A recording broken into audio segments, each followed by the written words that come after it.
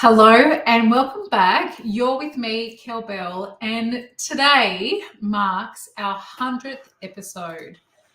I hope you are really well. At the time of recording, we are May the 21st, 2024, and look, it's an exciting time because there's lots going on in schools. Things are busy, but I'm very, very excited to be sharing with you today 100 strategies, 100 things, 100 resources that you can implement into your CAFS classroom literally tomorrow. So I can't believe that I've been going live. I've been sharing my love of PDHPE and CAFS for 100 podcast episodes. I should have had some balloons in the background, but you've got me in my fluffy jumper. And look, I love doing our podcast episodes. Sometimes it feels like a bit of a one-way show until I speak to CAFS and PDHPE teachers and you say, Kel, I loved that podcast episode on this, or I loved listening to you talk about that part of the course or sharing that resource. So it's been my absolute pleasure to be in your ears for 100 episodes, and we have 100 resources for me to share with you. We do have a download, and you can head to the learnnet.com/100 because that's where you'll find this checklist and this whole list. This is like I spent the whole day, literally about 4 hours, putting this together with old school YouTube clips that I did probably about 10 years ago, some freebies, some resources, some links. So it is jam-packed. If you're listening into your ears, I would highly recommend you go to my website for this checklist, thelearnnet.com/100. And thank you again for letting me serve you and to come in your ears every single week. So let's quickly dive into this and how I have tackled it. We have 25 resources per page. I've kind of done my go-tos on the first page, like CAFS 101, all of my like big strategies, I suppose, that you can also use for your 7 to 10 classrooms. And then we kind of go through the syllabus in chunks. Okay.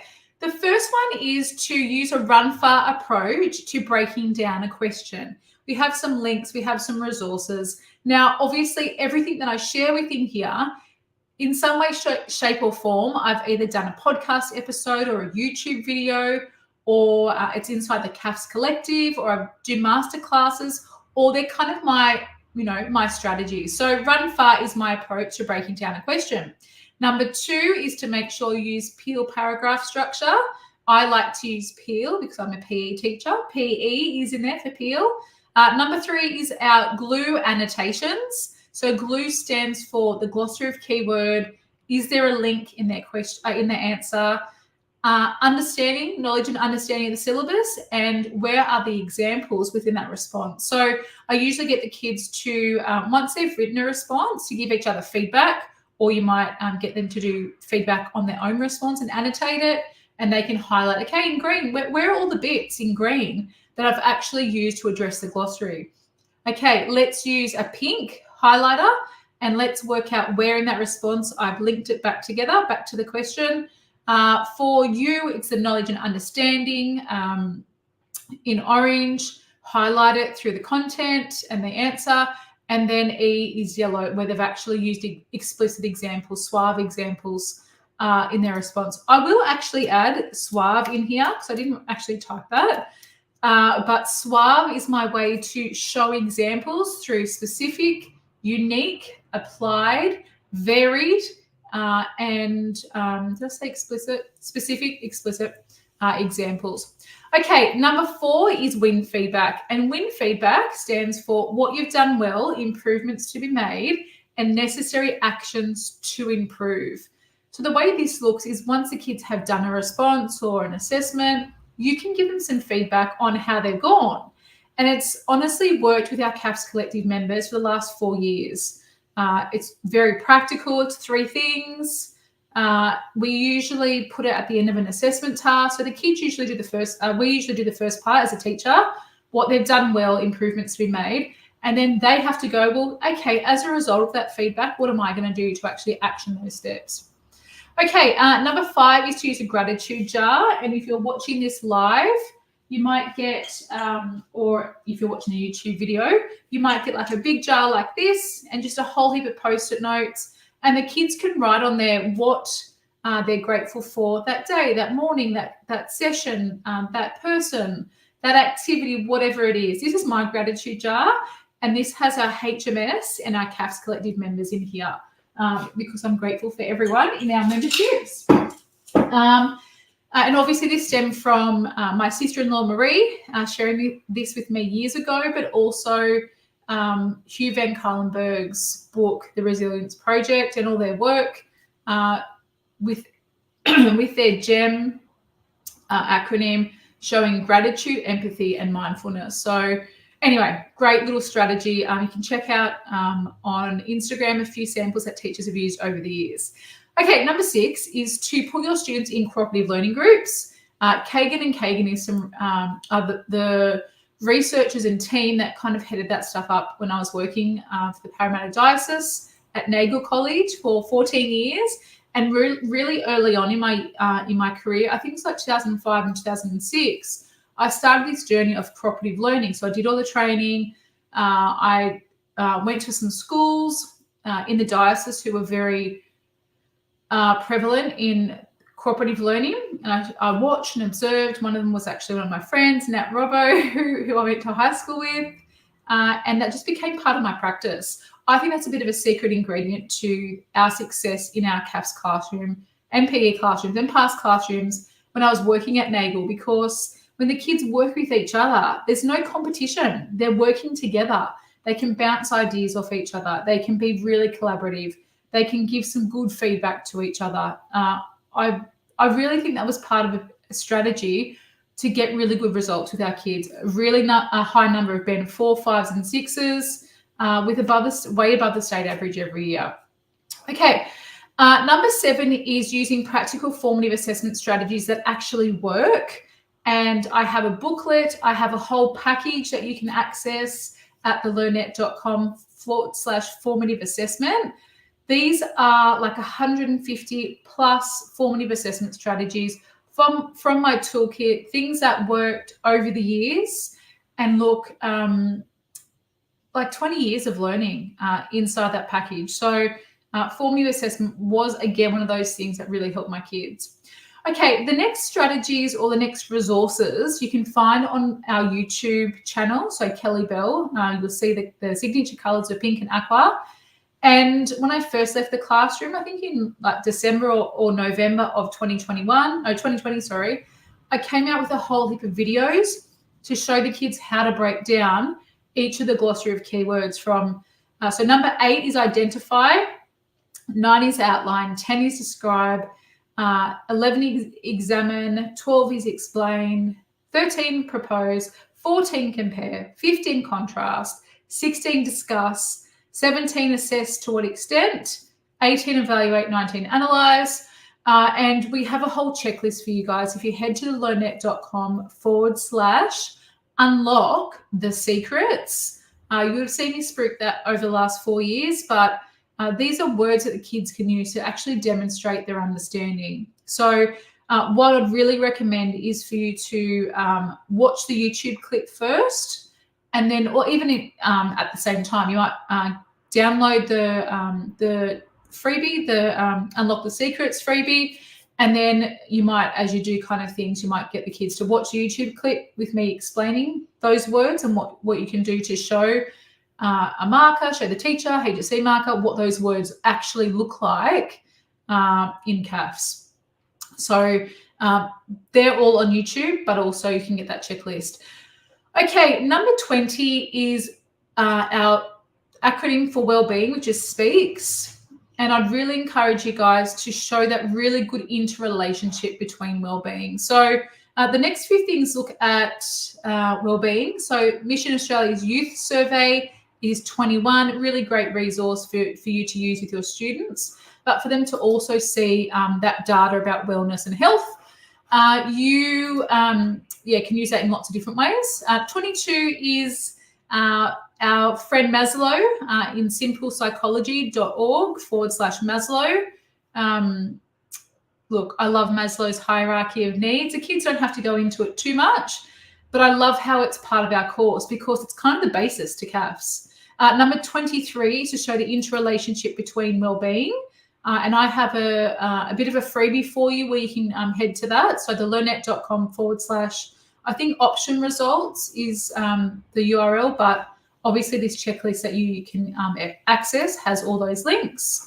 Number 24 is showing the kids the option rubric all the way back in year 11, not just when you get to it when you do the option in year 12, but all the way back in year 11 from day dot. This idea about, so number 25, is the idea about showing the kids that positive and or negative impact on well-being. And what I didn't do when I first started teaching CAFS, and probably for a very long time, was to talk about that in the option. And something I never did was talk about that in each section of the syllabus. So there are two ways that you can approach that. So when you're looking at things like resources, or looking at, say, organisations in the community, or you might look at formal and informal support, or you can even look at changes in families, that planned and unplanned. I would always go back to, okay, what's the impact both positively and or negatively? That skill really helps the kids prepare for the option for Part C. Another layer to that is actually then when you do each of the dot points in the option for all of the options is to say, okay, the stuff on factors affecting access to and acceptance of resources, of technology for social impact of technology is then, okay, let's do a table, let's do some activity that then says, how does that impact both positively and negatively to wellbeing? If you want more resources like that, there are mountains of resources inside the CAFS Collective, and doors are currently open to join our membership for that. Okay, number 26 is using the acronym SHE-SEES for needs. Number 27 is PMS, personal management skills. Number 28 is just showing to show the difference between formal and informal support. This is a common misconception the kids have. So they talk about like, I don't know, say like maybe a babysitter being, being like a formal example of support. Unless a babysitter works from an agency, that would be an example of informal support. So if they get paid, look, it's probably a bit of a grey area for paid, but they don't have formal qualifications, so it can't really be under that category. They're probably more like a family friend or a neighbour that you might get to look after the kids. So making sure the kids know the difference between informal and formal support. Something that's also inside the CAFS Collective is a whole masterclass on common mistakes and misconceptions in CAFS. And I'll actually talk about some of these today. The next one, number 29, is the difference between government agencies. They're government run. They're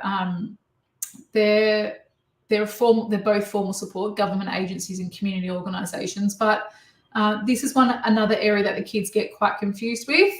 So some of them say that things like Centrelink is a community organisation. It's really important they know that that's a government organisation, a government agency. New South Wales Health is an example of a government agency. It's available in the community, but it's not a community organisation. So community organisations can tend to be, they're non-government, obviously. They can sometimes be a charitable organisation, but not just charity organisation. So again, making sure the kids know the difference. Number 30 is to know the difference between structured and unstructured interviews. So structure being really formal, set questions, quite kind of guided, and then unstructured is more free-flowing, off-the-cuff kind of things. 31, so roles of individuals. We're looking at individuals and groups now. So RIA is the acronym, relationships, influence on groups' progress and achieving tasks. That's a role of individuals. Very different to PBS, which we have in families and communities, as well as parenting and caring. Okay, another common mistake is 32. So norms versus conformity versus cohesiveness. So norms are like normal behavior that you would see. Conformity is expected behavior, or it's like an expectation of them. And cohesiveness is like working together, that connection. So again, making sure the kids know the difference. 33, when I look at factors that contribute to the role of the individual, you could say like PS, so personal and social influences. Number 34, we have some links to the definition of families on the ABS website. Number 5 for roles is peanut butter sandwich. Look, I got that from a student group. I can't remember what school, maybe Marist Catholic College at Penshurst, possibly. So PBS or peanut butter sandwich. Number 36 is a link to ABS household and families. Number 37, the difference between open and closed questions. Number 38 are some examples of government, local government, and what they do. So obviously collect waste, disposal, community health centres, health services, recreation facilities, Central Coast Council, City of Sydney, Blacktown Council, that type of thing. 39, our state government organisations, New South Wales Health, AMBOs, police, fireys, immunisation programs, that type of thing. Number 40, our national government organisations, and they create the laws, that type of thing. And they might provide Medicare or education around the country. And then more of a global service would be like the UN, UNICEF, Greenpeace, Oxfam, that type of thing. Okay, 2 great examples for decisions in the community are the 1967 referendum and the Marriage Act. 43 is knowing the difference between internal and external changes in families and communities. Internal meaning obviously within the family, and external changes being outside of the family. So internal might be separation, divorce, that type of thing, a new baby, and that's kind of within the family. And then external might be something that's happening outside the family. It could be retrenchment. It could be leadership role. It might be maybe someone coming into your home and, might be a family member who you might have to care for, that type of thing. Number 44 is planned versus unplanned changes. And for all these changes, you can have like an internal but planned change, like having a baby would be internal within the family. It's planned, you're going to have the baby, and that's also a permanent change. It's forever. So they're those 3 layers. So you can have internal versus external, planned versus unplanned, and temporary versus permanent changes within families. So that's 44, 43, 4 and 5. 46 is a great little resource for types of family structures. Number 47 is I'm a Girl. Some really awesome links to CAFs all the way through groups in context, families and communities, and parenting and caring. Number 48 is Emma Watson's speech as UN Women Goodwill Ambassador. Look, it's from some time ago, probably 5 years ago, but it's still a really, or maybe 7 years ago actually, great resource. 49, about literature reviews, remembering that they're what has already been published in particular areas. And number 50 is a sample of a literature review to use in the lifespan. So that rounds out Year 11 and some things that you can obviously repurpose from Year 11 and Year 12. And that's our first 50 resources that you can use as a busy community and family studies teacher. And some of these things, like I said, are from my 20 years experience in the classroom. Way back when in 2006, I first put my hand up to do HSC marking. I was super young. I had no idea. but I threw my hat in the ring. I gave myself the best chance that I could because I wanted to see what success looked like in CAFS.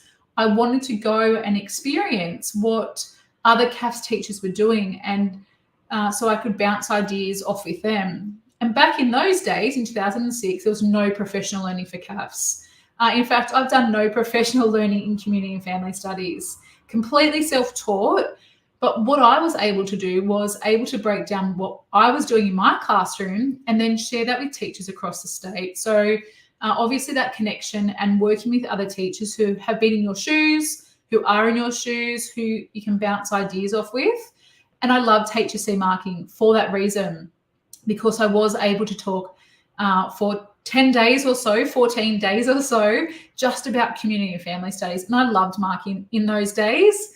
Let me know if you remember those days at Homebush or over at Rose Hill, over at Canterbury Racecourse, in Alexandria, in lots of parts of New South Wales, in Sydney, where we did HSC marking. In my second year of marking, I put my hand up to do some work for ACTPA New South Wales, presenting CAFS content in their HSC revision days. And I was really young, but I really loved CAFS. So I thought, I'm going to share my knowledge. I'm going to share my love of CAFS. And that kind of unlocked a lot of opportunities for me to teach and to work with other CAFS teachers across New South Wales. And I will always hold those days close to my heart, because it really enabled me to share my love of CAFS, but also then branch out into supporting CAFS teachers. I was young, but I was super keen to just share my love of CAFS. And obviously I would daydream about what it would look like to do this full time. And now I get to literally live that dream to support you as a busy CAFS teacher. Okay, more on that later.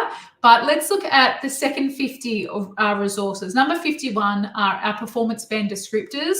The kids need to have a copy of this. You need to print that out for them. They need to know what they need to do for success at each of those band levels. Now, obviously, our sample packages are aligned with that. Judging is still aligned with that. The kids need to know what success looks like. And because of my experience, I know what a band 6 looks like sitting in my CAFS classroom.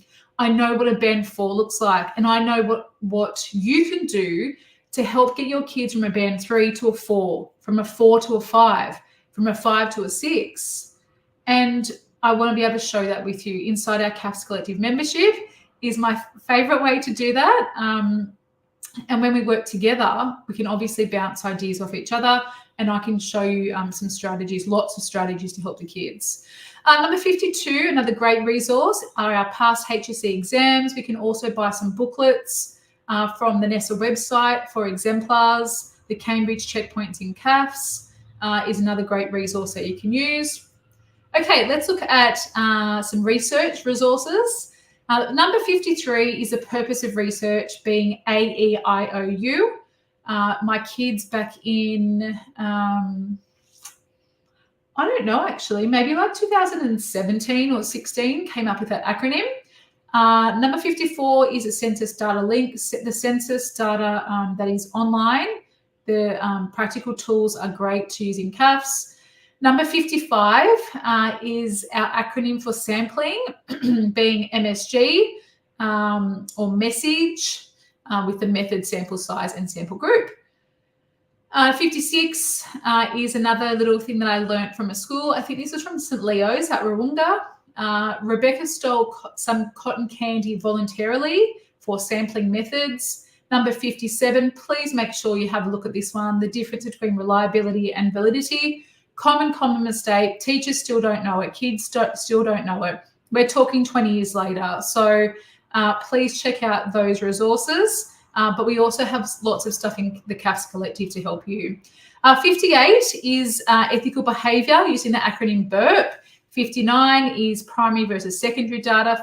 60 is the difference between qualitative. So quality, you can get quality answers through questionnaires, interviews, case studies, observations. And then quantitative data is usually using numbers, statistics, values. So that quantity part making sure the kids know the difference between an individual and group source of data, the same as print and digital sources of data. 63 is our acronym for research methods, which is COLIC. And look, again, there are lots of resources inside the CAFS Collective.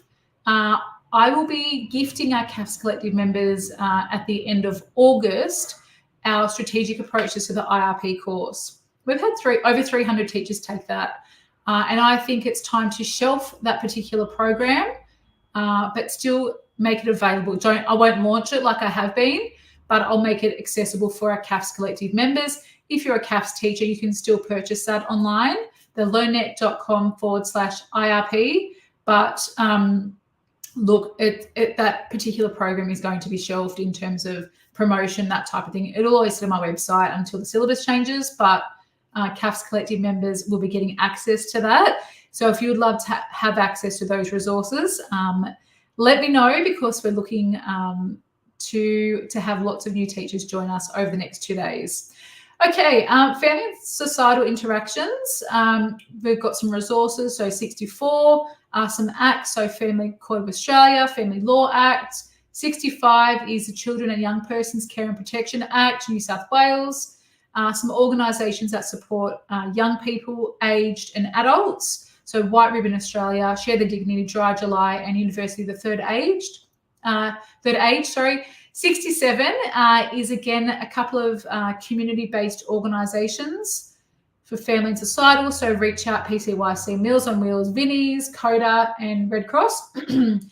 68 is a resource for social impact of technology through the household and information technology data on the ABS website.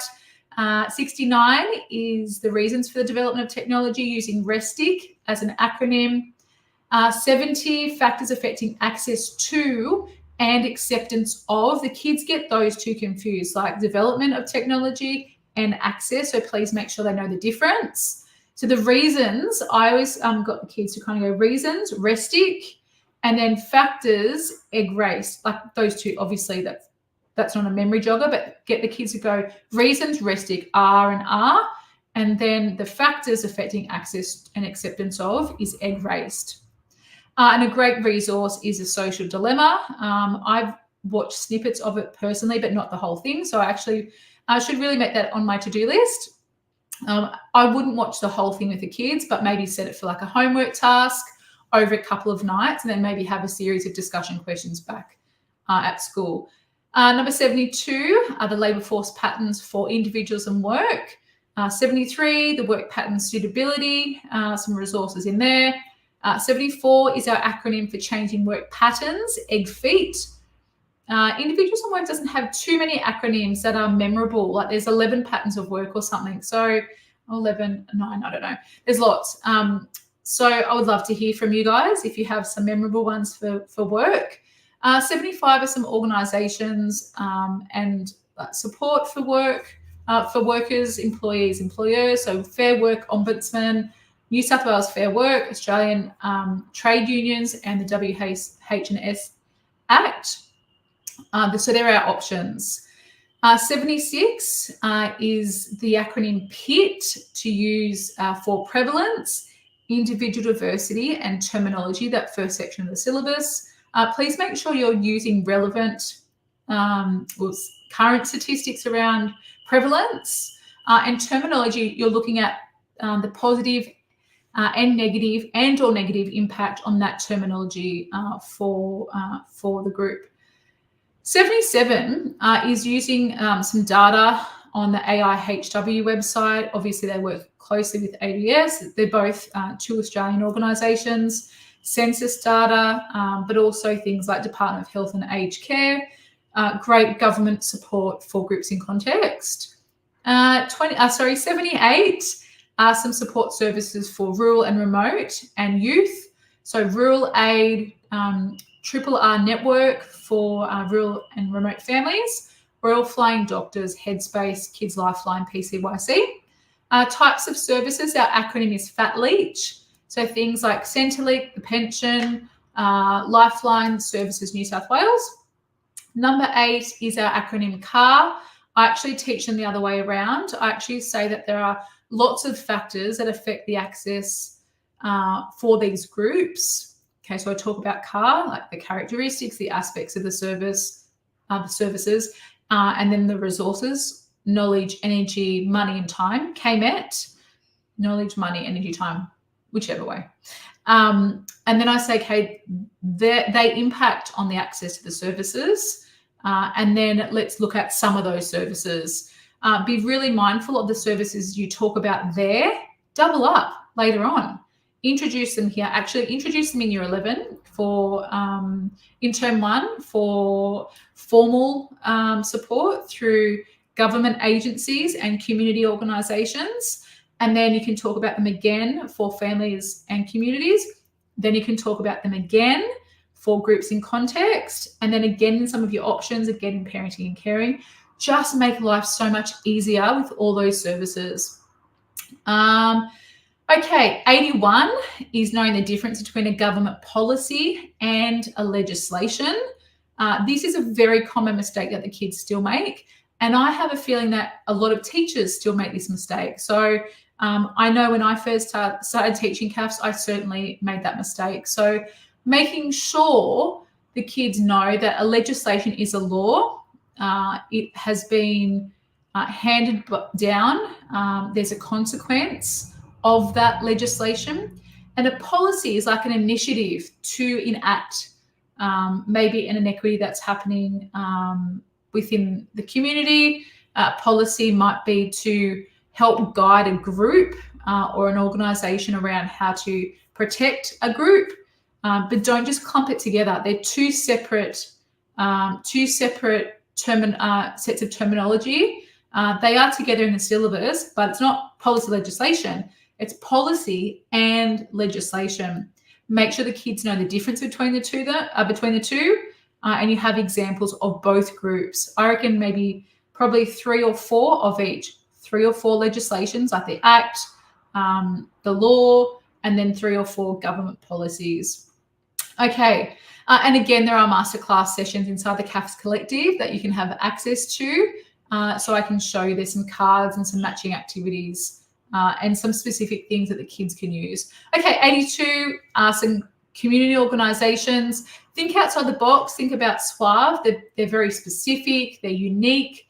They're applied. They're varied, and they're explicit. So things like Own Sky Laundry, obviously supporting homeless people. Mission Australia, that could be homeless people aged, sole parents. New South Wales AECG, very specific for Aboriginal and Torres Strait Islander people. 2010 for LGBTIQ+. There's a whole heap more that we could talk about. 83 is knowing the difference between, and there's a YouTube clip that I've added here, knowing the difference between equity, inequity, and equality. And again, it's that, you've probably seen it before, the old school fence, and then the kids or people, there's a crate helping the person see over the fence. There's another really great resource that you might find on the net with, I think it's a baseball game where like the first image the kids can't see, only one of them can, and then they kind of like break it down. There's a fence in the second last one, and then the last one they completely take away the fence. So that's the analogy then to talk about equity and support and how that might happen. Okay, 83, community attitudes. Don't forget, when we look at that, we're looking at what does the group do to actually change the community's attitude. So what do they do as a group to actually change the way the community thinks about them or believes about them? 85 is our acronym for advocacy, which is REP. So raising awareness, educating and promoting the rights of the group. I really talk to the kids about the idea that advocacy is like the whole unit of work. We're enacting advocacy. We're raising your awareness of it. We're educating you about it. And we're also promoting the rights of the group through education and raising that awareness. So, yeah, that's that acronym. Then we have a whole heap of resources for parenting and caring. So number 86 is a great resource on adoption, 87, so one on parents, one fostering. 88 is a really great resource on the IVF Australia website for surrogacy. 89 is some great resources on step parenting. I think this is a fairly new website, and I haven't found it before, but when I was preparing for this, I liked the look of it, like the variety in there. 90 is looking for those carer statistics about who is actually caring in Australia. 91 is our roles again, PBS, peanut butter sandwich. 92 is using the acronym COME, C-O-M-E, for preparations for parenting and caring. 93 are some of our rights. So United Nations Declaration on the Right to the Child, Family Law Act, Care Recognition Act, Children and Young Persons Act. 94 is knowing that parents and carers have responsibilities in their role, but it's DSD is the acronym, discipline, setting limits, and duty of care, not like general things like making sure the kids are fed and they're picked up from school. It is using that DSD, and that comes up a fair bit in CAFS. 95 are some organisations in the community to support parents and carers through Barnardo's. Barnardo's have amazing resources. They're very much at the forefront. I love working with them. They are phenomenal if you want to have a chat with them, have a guest speaker. They have a really good education team. Their YouTube channel is really good too, actually. Karitani for parents. Tresillian, if you have visited Tresillian, you know what their work's like. Raising Children Network, Care Aware, some great YouTube clips. Carers New South Wales. 96 is having access to this resource called Kelbell through our Year 11 and 12 CAFS masterclasses in Term 1, Term 2, Term 3. Next week, I'm going to Coffs Harbour. In June, I'm going down to St Paul's to see Jess and her crew at St Paul's at Greystanes.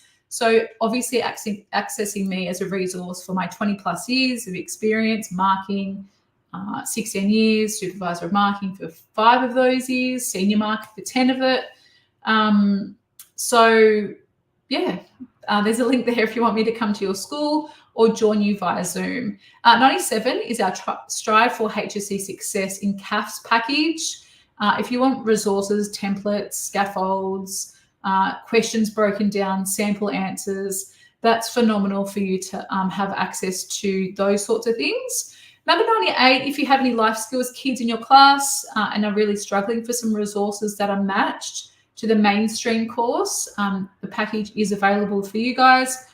99 is our Year 11 CAFS package, which it's the keys to the castle for Year 11 CAFS. Resources, templates, YouTube links, HSC, not HSC, but exam prep questions, scaffolds, cards. Honestly, hands down, I think that is phenomenal value.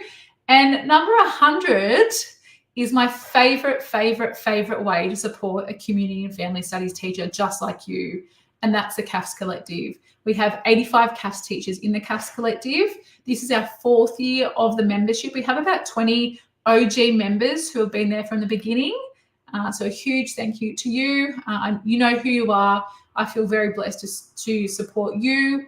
I'm looking at, and I'm going to forget some people, but Leonie, Jane, Anne, who else do we have?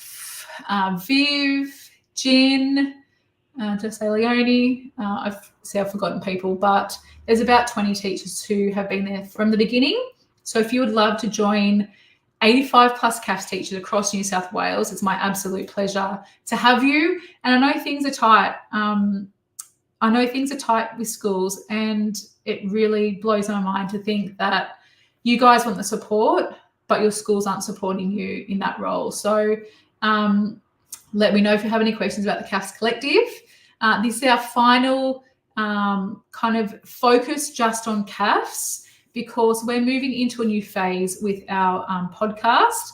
So this has been 100 episodes around HMS, PDHP and CAFS only, with some other things around teacher wellbeing, but we're going to try to do half CAFS and PE and HMS stuff, and every second episode will be around teacher wellbeing, because I know teachers out there are feeling the pinch of education. And I am really excited to share with you, if you're an avid listener and listen to me every week, that I'm currently writing a book about teacher burnout, because I have a story to tell. It's been bubbling away. So you'll see a brand new look of the podcast, brand new imagery, that type of thing, but it's still me. It's still Kel. And I can't wait to move into this space of teacher wellbeing alongside what's working with CAFS and HMS and PE and all that sort of stuff. So that's not changing. We're just tweaking the podcast a tiny little bit, and you'll hear from amazing guests, amazing teachers just like you who have a burnout story to tell, or experts in the field with focus and energy and teacher burnout. So thank you for letting me be in your ears for 100 episodes. I cannot believe it that you've been listening to me for 100 episodes. You're probably sick of hearing my voice, but I feel very blessed. So thank you. I will see you in next week's brand new look episode. It's my absolute pleasure to support you as a busy teacher, because I know that you just want to do your job. Have the best Arvo.